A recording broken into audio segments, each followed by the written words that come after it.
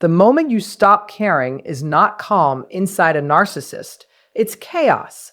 What looks like indifference to you feels like a threat to their very existence. When they finally sense that you have truly let go, not arguing, not explaining, not hoping, it sets off a deep psychological panic that moves through clear stages. If this hits home, pause, take a breath, remind yourself, your healing does not depend on them getting it. If what you're hearing brings you clarity, keep listening. Calm awareness is how you take your power back. Giving up is often mistaken for an angry outburst or a dramatic goodbye. But most of the time, it's a quiet inner shift. It's the moment you stop pouring out emotional energy, stop tracking their moods, stop twisting yourself to keep things smooth. For a narcissistic personality, this is not seen as calm or maturity. It feels like a sudden break in the system that keeps their identity steady. They depend on the outside world, attention, reactions, reassurance, even resistance to hold their sense of self together. When that input dries up, their mind loses its usual bearings. Your energetic withdrawal is especially unsettling because it takes away predictability. Anger they can work with. Arguments can be spun. Tears can be used. Even silence that still carries longing can be hooked back into drama. But silence that holds no emotional charge, that gives them nothing to work with. Their mind is constantly scanning for proof that they still matter. When that proof disappears, it stirs up anxiety, not acceptance. They no longer have feedback to confirm their importance. This is why letting go often triggers heavier reactions than direct confrontation. A fight still casts them as the main character in your emotional life. Letting go removes them from that position altogether. It shows that they're no longer the center of your inner world. That loss of centrality feels threatening, not because of love, but because of dependence. Their sense of self rests on being important, influential, needed. When you detach, it shakes those built-in beliefs of entitlement. They assume they will always have access to your emotions, simply because they've had it before. When that stops, it clashes with their worldview. They don't know how to handle the fact that you can step away without their okay, without long talks, without big emotional scenes. This is where panic starts. At first, it's mostly inside. The inner destabilization grows because there's nothing to argue with, no position to take apart, no emotion to twist, no opening to pull you back in. Your withdrawal shines a light on how little internal emotional balance they actually have. Without you reacting, they are stuck facing the boredom, emptiness, and insecurity they usually hand off to other people to manage. That discomfort fuels what happens next. Not calm reflection, not real regret, but a driven, almost automatic urge to get external regulation back in place, any way they can. Silence without longing is deeply unnerving to a narcissistic personality because it cuts off the emotional signal they've relied on to stay oriented. Silence with hope, resentment, curiosity, or pain is not real absence. It still has energy. They can pick it up in delayed replies, subtle questions, hidden checking, emotional flare-ups, tiny points of contact. That kind of silence still tells them they matter. It tells them they are still being watched, analyzed, and felt. Silence without longing is different. It is emotionally blank. There is no frequency to tune into, no emotional hook to grab. Narcissistic people are very tuned in to other people's feelings, not out of empathy, but for survival. They read tone, timing, patterns of reaction to measure their effect on you. When your silence has no emotional residue, their radar goes out. They can't tell if you're furious, healing, distracted, or done. That not knowing is unbearable because it strips away their ability to predict, steer, and control. Neutrality feels more dangerous to them than open anger because it screams independence. Anger tells them they still live in your head. Grief tells them they still have impact. Even boundaries laced with emotion confirm that they're powerful enough to stir something in you. Silence without longing does none of that. It doesn't mirror them. It doesn't feed their sense of importance. It creates a blank space where validation used to sit. This kind of silence also threatens their inner story. They tend to believe that relationships end when they decide or when the other person is visibly shattered. When someone steps back quietly and completely, it clashes with their belief that they're unforgettable, unmatched, central. The narcissistic mind sees this not as maturity, but as a rejection of the image they built of themselves. The panic grows because silence without longing gives no doorway back in. There's no emotional crack left open. They may try to stir jealousy, guilt, nostalgia, or fear. But when none of that gets a reaction, the silence feels even louder. It forces them to face the idea that access is gone for good. This is why real emotional detachment often kicks off a spike in behavior. Their system cannot settle itself without someone on the outside helping regulate it. Your quiet detachment pulls that support away. They are left unmirrored, unbalanced, and buzzing on the inside with no relief. When a narcissistic person starts to panic, people around them often misread it as heartbreak or deep loss. In truth, the core pain comes from losing control. Control, not connection, is what organizes their emotional life. They feel secure when they can push your feelings, anticipate your reactions, and pull you back whenever they want to. When you stop engaging, that sense of power breaks, and so does their inner stability. Control acts like an anchor. It lets them feel important, strong, safe from abandonment. Your emotional openness becomes proof of that power. When you stop answering, stop explaining, stop reacting, you stop feeding that story. They don't feel this as two people going their separate ways. It feels like a drop in rank, a loss of status.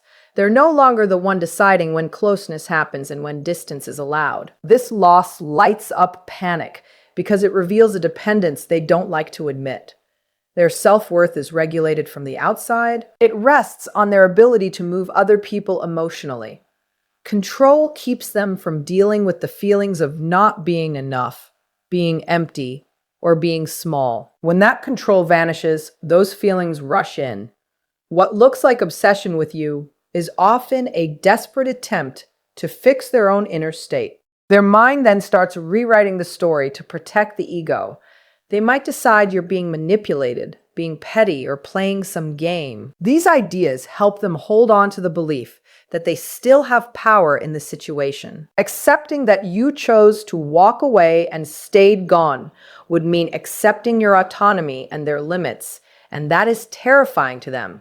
This is why their behavior may ramp up after you let go. More messages, sudden sweetness, big gestures. These are not signs of deep understanding. They are a merge. Ensign methods to get control back. Even a negative reaction would calm them for a moment because it confirms they can still reach you. At the root, their distress is not about losing you as a human being. It's about losing the ability to affect your inner world. Your decision to give up cuts off that power. The panic you see is the crash of an identity built on control, not on stable inner worth. The panic that follows your detachment doesn't show up as random chaos. It moves in stages, driven by the need to get back to emotional balance as fast as possible. By the time panic takes this form, earlier tricks like confusion and denial have stopped working. Now they can feel the gap where your emotional presence used to be, and it feels like an emergency. So they rush into a phase of intense control seeking. Contact may spike. Messages may suddenly sound warmer, more frequent, oddly caring, or over the top, sorry. Promises to change show up, usually vague, but emotionally loaded. These gestures are not rooted in real ownership. They're strategic. The point is not to repair. The point is to get relief. Any reaction from you, even a defensive, leave me alone, would tell them the line is still live. Driving this urgency is fear of fading into nothing. Without your response, they feel unregulated. They may swing between charm and apparent vulnerability, acting hurt, misunderstood, or suddenly deep. This is not real growth. It's survival mode. Their system cannot stand being cut off emotionally for long, so it reaches for the familiar, other people's reactions. If these efforts don't work, they push harder. They may try to stir up jealousy, guilt, or a sense of longing. They might bring up old memories, disasters you went through together, or dreamy plans for the future that never had real roots. The aim is simple. Get a strong emotion out of you so control can be reestablished. Your silence in this phase feels unbearable to them because it shows their usual moves aren't landing anymore. Inside, it doesn't feel like grief as much as pressure and restlessness. Their nervous system is on high alert, searching for any crack it can use. A lack of response feels like danger, not closure. For you, this stage can feel intense and confusing. The sudden warmth, the rapid-fire contact, the emotional swings, all of it can mess with your clarity. It helps to remember this urgency is not about true reunion. It's about regaining an emotional grip. When that grip doesn't return, the panic hardens. It turns into a more aggressive form, setting up the next phase. When urgent control seeking fails, the panic doesn't disappear. It solidifies. At this point, the system shifts from trying to get you back to trying to protect itself at all costs. Not being able to win back emotional control feels humiliating and shaky. The psyche moves quickly to cover that up. This is where rage steps in. Not always loud or explosive, but often as cold, cutting devaluation meant to restore a sense of being above you. Rage becomes emotional armor. If you can't be controlled, then in their mind, you must be the problem. Flawed, ungrateful, unstable, cruel. That story lets them keep believing they are strong, right, and justified. The loss of access becomes your fault, not a sign of their own limits. By painting you as the issue, they avoid facing feelings of rejection and being unimportant. In this stage, messages or behavior may turn harsh, dismissive, or openly disrespectful. Sometimes it becomes a show put on for others, not really meant for you. Smear campaigns, nasty comments, public coldness, or sudden performative indifference can appear. This is not closure. It's a way to win back power by taking charge of the story if they can't take charge of you. Rage intensify when they realize their old emotional tricks don't work anymore. Your lack of response becomes evidence that their influence is gone. That hits on shame, which they can't tolerate. So shame gets flipped into anger and pushed outward. You become the target so they don't have to sit with their own sense of failure. Inside, this phase is wild and unsteady. Under the hostility, there's anxiety and fragmentation. They might swing between hating you and wanting you back, between contempt and craving, between lashing out and pining without making sense of any of it. Their emotional system is off balance, but self-awareness is still missing. There's no real pause to look inward because seeing their own vulnerability feels too dangerous. From the outside, this can fool people into thinking the narcissist is over it or doesn't care anymore. The truth is the opposite. The rage is there because the attachment system is still hot, but control is gone. The hostility is not freedom. It's the last shield before quiet collapse. The final stage of panic is not loud, and you may never see it. There's no big speech, no honest breakdown, no clean admission of responsibility. Instead, there's an inner collapse that quietly shifts how they move through life. At this point, your emotional door is closed. Control-seeking failed. Rage didn't bring you back. The external system that helped them manage their inner world has disappeared. Inside, this collapse feels more like emptiness and agitation than clear sadness. Without someone on the outside regulating them, they're left with restlessness, boredom, tension, and a shaky sense of self they don't know how to soothe. This can look like impulsive choices, sudden identity shifts, or frantic chasing of new attention, new people, new projects, new audiences. The aim is not real closeness. It's escape from the hollow feeling. What makes the said is stage different is that you are no longer the reference point. You're not the target of their feelings because you're simply not available. The collapse turns inward. Their sense of self breaks into pieces. They may look busy, glowing, or better than ever on the outside. But much of that is compensation. It's meant to outrun stillness, because stillness would force them to see how much their emotional setup depended on someone else keeping it together. This stage usually does not bring honest insight. There is no deep inner voice saying, I lost something meaningful because of my behavior. That kind of understanding would require a stable, solid sense of self, which is exactly what's missing. Instead, the story in their head shifts toward reinvention. New partners, new roles, new dramas appear quickly, not because they have healed, but because they can't sit with emptiness. From the outside, it may look like they moved on with ease.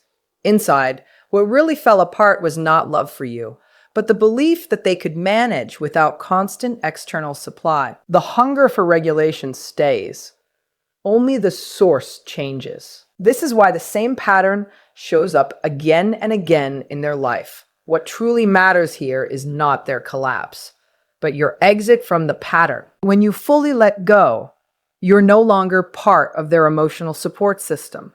That loss is the end of your role, even if their inner instability keeps playing out somewhere else. When emotional access is fully gone, escalation is not a careful decision for a narcissistic personality. It's a knee-jerk reaction. Emotional access isn't just about talking, it's about your attention, your reactions, your emotional openness, even your pushback. As long as any of that is still reachable, their system can feel somewhat steady. When all of it vanishes at once, the body and mind feel it as a threat to their psychological survival. That's when behaviors ramp up, not because they suddenly cherish you more, but because their regulation system is failing. Escalation often starts small. More frequent messages, extra sweet or oddly nostalgic comments, sudden worries, urgent updates, or emergencies that seem to come out of nowhere. These are not random. They're tests, checking if any part of your emotional door is still unlocked. Even a short, neutral reply would tell them there's still a way in. When you stay emotionally absent, the pressure inside them grows. They cannot stand feeling powerless. They're whole in. Nurse setup is based on having impact and control.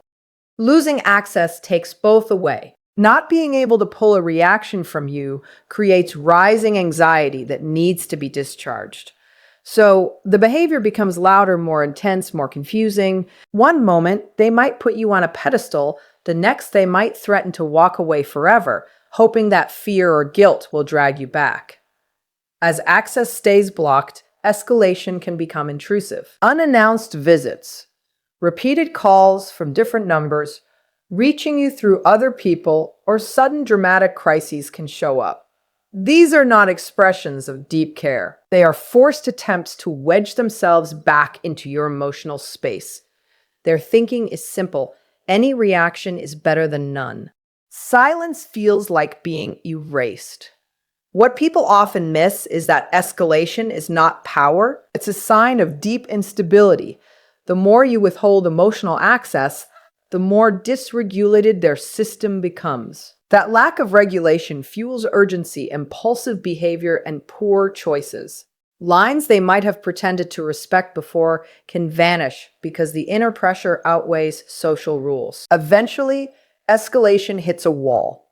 Either you respond, or they burn out and move into hostile withdrawal or cold indifference. But the escalation itself exposes how deeply they depended on your emotional presence. When that presence disappears, their behavior doesn't get calmer. It gets louder, not because you suddenly mean more, but because their inner structure cannot tolerate being without regulation and will push harder and harder trying to get it back. When manipulation, escalation, and rage no longer bring your emotions back into play, the psyche shifts into a different mode of defense. This is often mistaken for real acceptance or genuine letting go. It's neither. It is an inner rearrangement meant to protect the ego from staying in pi. The narcissistic system can't live in constant panic forever, so it changes the story to lower the hurt. Now you get shrunk in their mind. Not erased, but reduced. The relationship is rewritten in a way that strips it of depth. You may be rewritten as small, replaceable, or never truly meaningful. This isn't about truth, it's about safety. Admitting that you chose to leave and stayed gone would mean admitting that their influence had limits. That's too painful. So emotional numbing comes in. They may look detached, disinterested, or suddenly cold. This isn't resolution. It's shut down. By dulling the attachment, they cut down the sting of not getting what they feel entitled to. The attachment system doesn't heal here. It goes underground. Underneath, insecurity still hums, but it's no longer aimed straight at you. At the same time, there's a strong pivot toward new validation. Attention swings heavily to someone or something else. New relationships may look rushed, over the top, or immediately intense. Public shows of happiness, success, or best life ever can surge. This isn't because they found peace. It's because they need proof to themselves and others that they are still desirable, powerful, and untouched by what happened. The performance itself becomes part of their regulation. This stage is tricky because it can look calm on the outside. From a distance, it can appear like closure. On the inside, it's avoidance. The emotional system has not faced the loss or learned from it. It has buried it under noise and story control. The same core wounds remain, waiting to flare up when the new sources of validation wobble. For you, this part can feel strangely painful. It can look like your absence suddenly stopped mattering.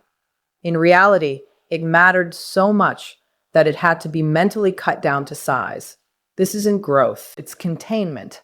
And containment is fragile. It only holds as long as their new stream of attention stays steady. The final piece is the quiet but powerful effect of internal collapse, even if no one ever talks about it out loud. After confusion, denial, control-seeking, rage, and escalation have all been used up, what's left is a hole.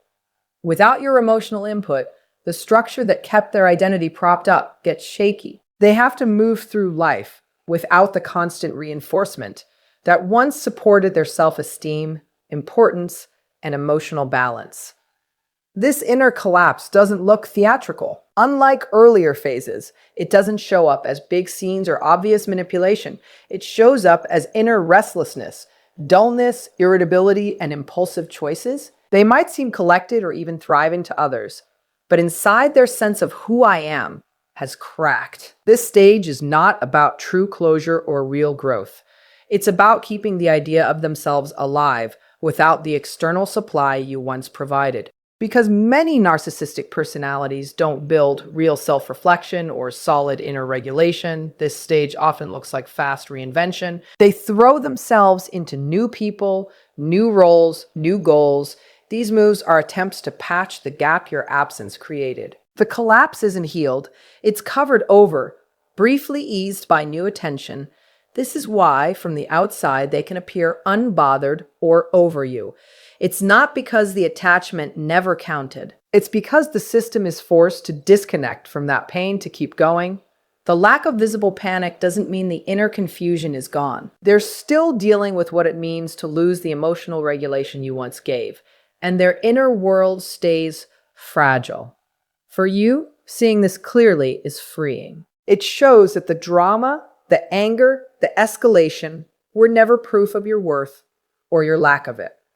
They were symptoms of a system that can't stand losing control. The quiet collapse afterward is not yours to fix. It is not your responsibility to carry or soothe. It simply exposes how unstable a life built on external validation really is. By fully stepping out, you let the cycle stop, at least with you. They are left to face the instability they can no longer place on your shoulders. And you are left with space. Space to heal, to rebuild your own inner regulation. To learn that your peace does not depend on their reaction and that letting go of their chaos is not cruelty. It is self-respect.